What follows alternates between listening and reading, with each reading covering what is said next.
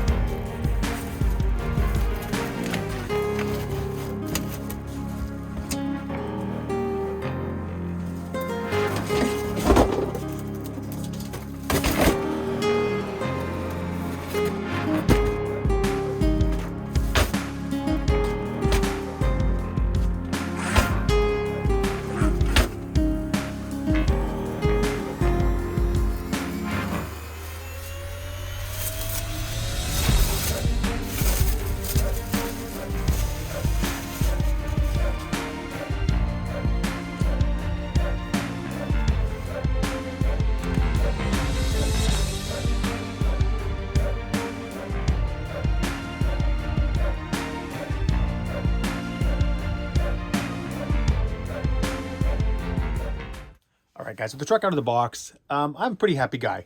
This was obviously, guys, a really big purchase for me. I had sold a couple of trucks that were just kind of sitting around. One of them was my Creighton 8S that I kind of destroyed in my last run. Bent the chassis, had a lot of things wrong with it. I had chose to just, I sold it off, guys, really cheap, and probably will not look back. Saying that, I did want another larger truck, so 6 to 7 scale. And I was strongly, guys, considering the Mojave EXB. I had the truck in the cart a few times. I had picked out all my electronics and all that kind of stuff. But since the Super Baja Rey 2.0 came out, I've wanted one. When the Super Baja Rey came out, I don't know if you guys remember that, but there obviously is a Super Baja Rey 1. And it was, I hate to use the word ugly because the people that have that truck right now are not really going to appreciate that.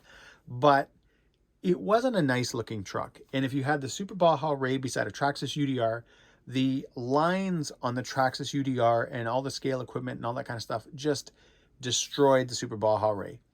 What I find Losi did with the Super Baja Rey 2 was they kind of took notice of that, and they said, you know what? People want a truck that, you know, it's got lines, it's got angles, and it just looks a lot nicer and a lot scaler. And that is what the Super Baja Rey 2.0 is. It looks really good, from the 2 spare tires in the back that are functional, to the fire extinguishers, to the jack, to the point that there's even a handle back there. So they did a really good job with that. They've got all the lights on it. They got the front light bar, they got the roof light bar, they've got a rear light bar as well. So all that stuff, when you put it together, you really end up with a really nice looking truck, and a really nice looking truck, guys, out of the box. Yes, there's tons of mods. I've already started looking at them. You know, I fell down the Vidavon rabbit hole the other night, where it's kind of funny, actually. The Vidavon trailing arms are less than the price of the Losi ones. So I thought that was kind of weird, but I'm going to be, you know, a couple of parts. I don't think I'll go full Vidavon or anything like that, because I don't really want to weigh the truck down to the point that it's a tank. I just want to keep the truck fun. And as well as, guys, I'm not going to be completely destroying this truck. One thing right now about buying this truck at this time of the year is that the snow is already on the ground. And I don't plan on, I'm going to run it because I really want to drive it, but I don't plan on, guys, absolutely abusing this truck. I say that because I have trucks like my X-maxx. I have the Habao Hyper MT Plus 2. I've got the Creighton EXB, the Outcast Success EXB as well. So I'm going to keep, you know, the Super Baja Rey 2.0 and, for example, my Losi 5B. I'm going to keep those, you know, these two somewhat in better shape. I'm not going to completely destroy them. I'm not going to do massive jumps. I'm going to have fun. I am going to jump the truck, of course. I'm just not going to beat the absolute pants off the truck. I want to keep this thing looking good. I want to, you know, every time I come down and see it, I always just want it to look good. All right, guys, I don't want to bore you with a great big long unboxing and showing you the manual and showing you the radio. It comes with a DX3, blah, blah, blah, blah, blah, blah, blah. What I want to do is show you guys just some of the things that I've noticed since I've had the truck out of the box. And one of them was something that I sort of wasn't expecting. I had a Losi Super Baja Rey, and I'm positive that that truck had 20 mil hexes on it. However, 17 mil. So if you want to throw another set of wheels and tires on there, these here are off my Creighton 6S EXB, you can. Now the only problem is, and you gotta, I made this kind of look sort of easy, is on the back with the trailing arms, when you put a wheel that, let's say, doesn't have a ton of offset or is wider, obviously like a stock Creighton tire versus this tire, what's going to happen in the back is it'll end up rubbing right here on the rear trailing arm. So you would need some type of either more offset rim, or just some type of hex with a, a bit of a, a little bit of an extension type thing, a little bit of widening. But anyways, guys, that was something I noticed that I thought was kind of interesting. These are bead locks. The other one on the other side, I don't know if you guys have seen it yet. I'll bring you guys around so you can check that out. This one here is kind of wonky. I don't know what happened to the plastic, but I am going to send Horizons an email just because it's pretty bad. All the rest of the rims seem fine, even the ones on the back with the spare tires and stuff like that. But this one has definitely got some issues. I don't know what happened to it. You can even see there's a little bit of rust on the screws. So I don't know what happened there. It's kind of weird. It almost looks like as if it was, I don't know, like sitting in water or something like that. But everything else on the truck seems fine, besides from the awesome sticker job. Seriously, look at that. Ugh. Anyways, I don't even want to go into that. But the next thing I want to show you guys is something that, for a lot of us, is sort of an issue because we like to mod vehicles. We like to change out ESCs. We like to change the motors, pinions, all that kind of fun stuff. And there's something that you definitely need to know about this truck. All right, guys, before we get into what I wanted to show you, I thought I would just kind of go over some of the rear of this truck so you can see the trailing arms. Those, I'm pretty sure I'm going to be swapping out just to a set of aluminum ones. This is one of the parts that you can see on the truck. You can see it when, you're ripping along, when the suspension is compressing and stuff. So having a nice aluminum, and like I said, I might go with the Vidavon rear trailing arms on this truck, just because, again, they actually are a little bit cheaper than the Losi ones. You can see the Big King shocks. I love that. The rear solid axle. That, I don't know. And there is oil all over that too.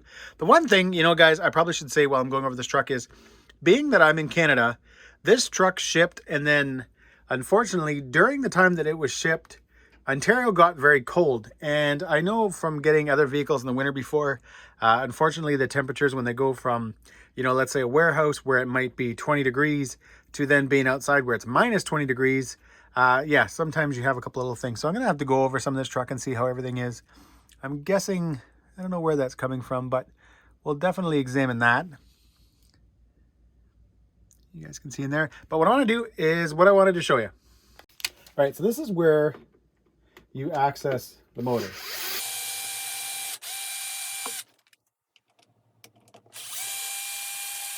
Also, I get asked in almost every single video that I use this driver in, where I got it and all that kind of fun stuff. Unfortunately, guys, this thing is really old. It's obviously a Dremel, and I've had this for probably over 10 years. I don't even think they make them anymore. I bought it because it was just nice and small, had good power, and it was easy to work with.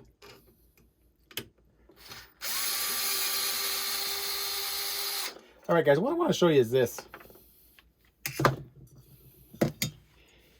In here, you're not left with a whole lot of rooms for motors. Now, you do have a pretty good size motor in here. This is a 750 kV. I'm not really quite sure, guys, on the pinion. I'll figure that out for the next video. But you guys can kind of see everything that's going on in there right now. I don't know why it looks so grummy. Maybe that's just, is it grease? Oh, it's grease.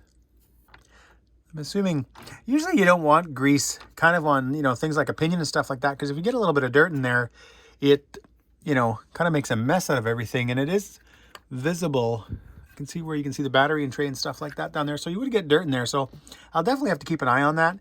But what I was getting at, guys, was the fact that, if you ever want to change out your motor, you've only got this to work with. You don't have much more room. Now it is fairly long. I don't know. You guys an idea? What is it there? It's about almost 3 3/4. So you do have some pretty good space in there. So if you wanted to try, you know, like a different motor and let's say go to something like an 1100 kV for a little bit more higher RPMs and stuff like that, you could. This is, guys, definitely a heavy truck. But you know what? I'm going to say this, guys. I'll probably just stick with the 750. I remember with my Super Rock Ray on 6S, the truck was a lot of fun. The only part where 6S was bad was when you were jumping because you didn't have that extra power to kind of recover to help level, or if you needed to bring up the front end and all that kind of stuff. So I will probably run this truck on 6S for the first few runs. Just, guys, because one, it's snowy now outside, so there's no traction anyways. But I definitely, once the summer comes, will be running 8S. What I am going to do, though, guys, in this video also is I'm going to show you a few sets of 4S lipos that I have and how they fit in here. Because this thing right here, guys, was almost a deal breaker. I remember it from my Super Rock Ray, having to feed in the batteries from the bottom and then bring them through the hole, like the wires through the hole over here, and then connect them to the connectors. I didn't like that. I actually thought it was a real big pain in the butt. I'd rather just throw 2 batteries in, you know, one on each side, or stack them or something like that, but going from the top.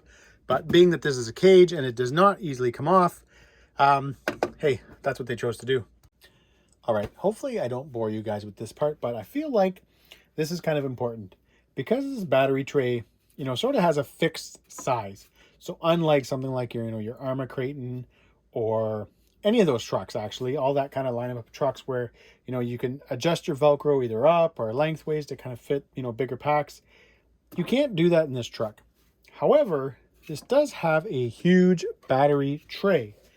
It's not quite 6 inches. It's maybe about a 1/16 of an inch too short to make it a full 6 inches. But it's 2 inches wide. And it's about 4 1/8 of an inch to this aluminum lip. So you're probably more like about 4 inches deep, because if you take into consideration, here's the lip, plus you have this foam block. But what I'm going to do is just get into, guys, a couple of batteries that fit. So if you're looking at buying this truck, these are my Redline 6,000 milliamp Gensace packs. I love these batteries. I run them in a ton of trucks because they're not very big size-wise, but yet they've got 6,000 milliamps and they're high voltage. These fit no problem. So they go in, slide it over. I'll have a spacer back here. The truck comes with this block. So I'll put that block in, and then you can put this one in. So what I'll be doing is, and the cool thing, guys, about these packs, the ones with the bullets, is they're the same size as these batteries as well. So once I make one connector set up for them, I'll be able to use them with each battery. I'm going to solder, I've got tons of these bullets left. What I'm going to do is I'm going to solder the connector more flat, a little bit lengthier wire. That way they'll be able to go in, they'll sit nice and flat. So instead of having that kind of bump out, they'll be pretty flat. And as you can see, door goes on no problem. So that's a big plus, because I really was happy that I could use these packs. But the other thing I want to show you guys, after I get this guy out of here, my 7500s. So these are pretty big packs. They're 4S, high voltage, 7500 milliamp, 100C discharge rate packs. And they're a pretty good size, guys. But they do fit. So they'll go in, same kind of setup, where I'm going to put them in, slide it over. I'll have a spacer back here to keep the battery from going back and forth. You do not need this foam block. Take the other one, set it in there. What I'll do is I'll have a teeny tiny spacer right here, just to keep this battery from going back and forth. Same thing, I'll have my connectors, nice flat connection, so it'll come out and then go up and then come out the back over here, and boom. We've got 8S, twin 4S, 7500 milliamp packs in this truck, which again, guys, I think is very important, being that, again, 4-wheel drive, 750 kV, 6 scale, fairly big and heavy truck. Plus, with the fact that I'm going to be doing things like, you know, having the aluminum trailing arms, and a few other parts as well, probably. So yeah, very, very happy about that, guys. One thing, guys, I forgot to mention was they no longer have this 7500 pack. What they actually have is 7500 in a red line pack. It's the same size. I'm not sure if it still has the 100C discharge rate or the 130C discharge rate, but I do know that they have the 7500s, same size, high voltage packs. They're just now in a red line case versus this case. All right, guys, so that went on a little bit longer than I thought. My intentions were not to make such a long video, but I kind of got carried away there with the batteries and all that kind of stuff. But I did feel like that was stuff that you guys should see, because again, if you're thinking about picking up one of these trucks, you want to make sure that if you end up buying a set of batteries that they're going to fit. I know before I get bombarded with comments regarding it, I do know that there's things like, for example, there's a brace back here. There's a couple of companies that make them. Some guys have 3D printed ones. I think it's Scorch RC has these really nice carbon fiber ones, but they're super duper expensive. That basically kind of help the truck in the rear, because the cage itself is fine, but as soon as you put the tires back here, the weight of the tires in the back of the cage give a really big bend.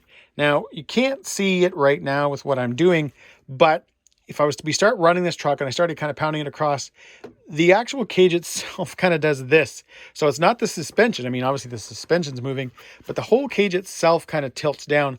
And basically, again, there's metal braces, carbon fiber, some are just 3D printed that kind of help, reinforce the cage itself so you don't get all that bouncing and stuff like that. So I know those are something I'm going to pick up. And again, there's a few cosmetic things, guys, I want to do. But for the most part, guys, you know what? I'm going to admit something. When I was buying this truck, one of the things that made me, kind of got me to do the purchase was the fact that, you know what, this truck, guys, right out of the box seems to be such a beast. I have watched pretty much almost every YouTube video, guys, on this truck. And I watched the ones, from the fanboys of other brands. I watched the ones of the guys that just beat the living crap out of their trucks. And for the most part, guys, this truck took it. And that's the thing that I was most impressed with, is that there was people out there who I know are not Losi fans. They're, hardcore in bed with Traxxas. And yet when they were driving the truck and they were beating the truck, they were super impressed. So I know that a guy like me is going to be really, really happy with it. Again, it is winter, so I'm not going to be doing a ton of bashing, but I am going to get it out there. I probably will.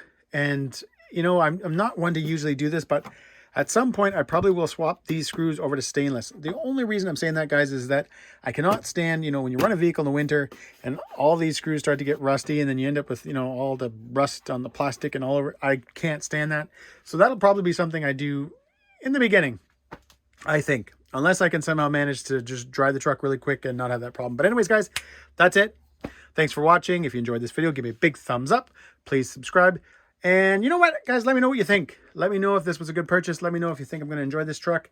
Let me know if you have one or if this is something that's been on your radar. But anyways, guys, yep, there's lots of pics.